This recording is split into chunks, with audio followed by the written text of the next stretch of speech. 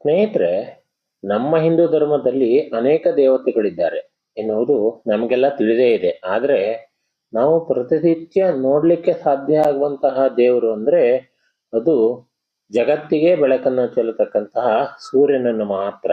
ಇದೇ ಕಾರಣಕ್ಕೆ ನಮ್ಮ ದಿನವು ಅವನಿಂದಲೇ ಪ್ರಾರಂಭ ಮತ್ತು ಅವನಿಂದಲೇ ಮುಕ್ತಾಯ ಎನ್ನುವಂಥದ್ದಾಗ್ತದೆ. ಸೂರ್ಯನು ಎಲ್ಲಾ ಜೀವಿಗಳಿಗೂ ಶಕ್ತಿಕಾರಕ. ಇಂತಹ ಸೂರ್ಯನನ್ನ ನಾವು ಆರಾಧಿಸುವುದರಿಂದ ನಮ್ಮ ಮಾನಸಿಕ ಶಕ್ತಿಯ ಮಾತ್ರವಲ್ಲದೆ ದೇಹಕ್ಕೂ ಬಲ ಎನ್ನುವಂಥದ್ದು ದೊರೆಯುತ್ತದೆ. ಒಬ್ಬ ವ್ಯಕ್ತಿಗೆ ಸೂರ್ಯನ ಆಶೀರ್ವಾದ ಎನ್ನುವಂಥದ್ದಿದ್ದಲ್ಲಿ ಆರ್ಥಿಕ ಕೀರ್ತಿ ಮತ್ತು ಅತ್ಯಂತ ಗೌರವ ಎನ್ನುವಂಥದ್ದು ಪಡೀಲಿಕ್ಕೆ ಸಹಕಾರಿಯಾಗ್ತದೆ.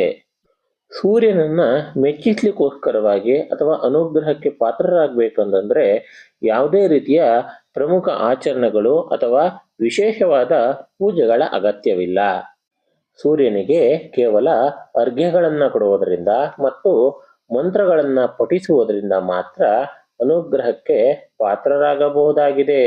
ಇದೇ ಕಾರಣಕ್ಕೆ ನಮ್ಮ ಹಿರಿಯರು ಸೂರ್ಯೋದಯದ ಸಮಯದಲ್ಲಿ ಅರ್ಘ್ಯವನ್ನು ಸಲ್ಲಿಸುವುದನ್ನ ಅನೇಕ ವರ್ಷಗಳಿಂದ ನಡೆಸಿಕೊಂಡು ಬಂದಿದ್ದಾರೆ. ಮಾಘ ಮಾಸದ ಶುಕ್ಲ ಪಕ್ಷದ ಸಪ್ತಮಿ ಎಂದೇ ಸೂರ್ಯದೇವ ಕಶ್ಯಪ ಮುನಿ ಮತ್ತು ಅದಿತಿಯರ ಪುತ್ರರಾಗಿ ಜನ್ಮವನ್ನ ತಾಳಿದ್ದು.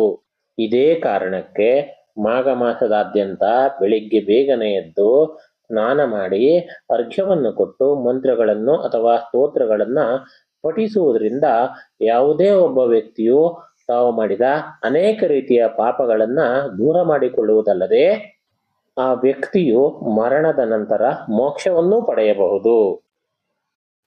ಹಾಗಾದ್ರೆ ಸೂರ್ಯನಿಗೂ ರಥಸಪ್ತಮಿಗೂ ಏನು ಸಂಬಂಧ? ಅದನ್ನು ಕೂಡ ನೀವು ತಿಳ್ಕೊಳ್ಬೇಕು. ಮತ್ತಷ್ಟು ಮಾಹಿತಿಯಾಗಿ ನಮ್ಮ ಚಾನಲ್ ಅನ್ನ ಸಬ್ಸ್ಕ್ರೈಬ್ ಮಾಡ್ಕೊಳ್ಳಿ. ಧನ್ಯವಾದಗಳು.